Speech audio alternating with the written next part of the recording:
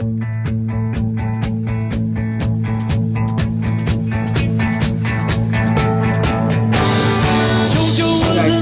with another review, this time with 2007 Ghost Rider movie, Chain Attack Ghost Rider. This is one of my favorite figures to one of my favorite superheroes, and one of my favorite figure lines, probably. I really like the Ghost Rider line.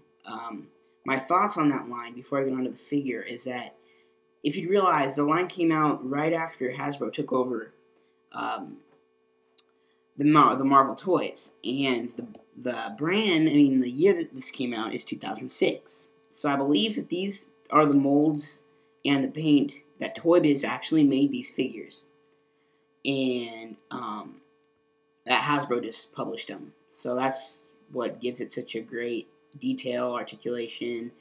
It's almost like just a bunch of Marvel Legends, like you get with most of the movie figures from Toy Biz. But overall, just a really nice figure. The detail is really nice. You can see Ghost Rider has a very menacing face. The fire, I think they kind of overdid the fire, but it still looks pretty nice. You can see everything they included from the movie is in here. And he has a big button on the back, which you'll see why in a bit. Just everything is really nice as the detail goes. You have a lot of rivets and cracks in the leather, which is a really nice touch. Just everything's really top notch. For articulation, he has a lot. His head can rotate 360 degrees, look up and down. It can also do the same at the neck. His jaw can actually open and close, which is really nice. The arms can go in and out, rotate 360 degrees, rotate at the bicep, bend at 2 points on the elbow, rotate at the wrist, bend up and down at the wrist. On this arm, on this hand, each finger can move, except for the thumb, individually. But on this arm, two things. It can't go in and out, but it can still rotate and stuff, and there's no finger articulation. But those are the only differences in articulation. The waist can go down, not really up, but it can go down. Rotate 360 degrees. The legs can go in and out, rotate 360 degrees, rotate at the thigh area, rotate at the knee, which is kind of an unneeded touch, but still nice, and rotate at the foot, but it's hindered kind of by the gene, and then pivot up and down at the foot and bend at the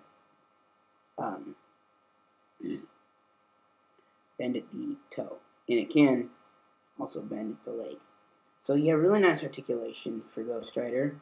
For the features, one of them is take his chain, put it in his hand, which this originally had a little knob at the end, so you can fit it in there nicely, but that fell off, so now you really got to just squeeze it in. And there we go. And this also came with a big needle thing at the end, but that also falls off on all the Ghost Rider figures. So they get that. Press the button here, and it has my favorite feature on any figure. He whips the chain. The thing is, you would think this would be really lame. To me, it looks like he's actually whipping it around. When you really see it in person, it looks like he's actually whipping the chain around. And it looks really movie accurate. So different ways you position the arm will give him a different kind of whip. It's kind of a snapping motion. And it looks a lot like he's actually whipping it. And when you bend him, he's kind of twirling it, as you can see. So it's just really cool. The other feature is the head is removable, and then it comes with a Johnny Blaze head that you simply insert into the neck area, and it looks a lot like Nick Cage. Very accurate to how he looks. A really cool touch, I believe, to this figure. That's what made me buy it. It's really cool that they give you also a Johnny Blaze. So, everything you can still do with the Johnny Blaze head. So, overall, I definitely recommend this figure. I would, he's worth a buy off eBay. He's really cool, and I definitely recommend picking him up. So, stay tuned for more reviews.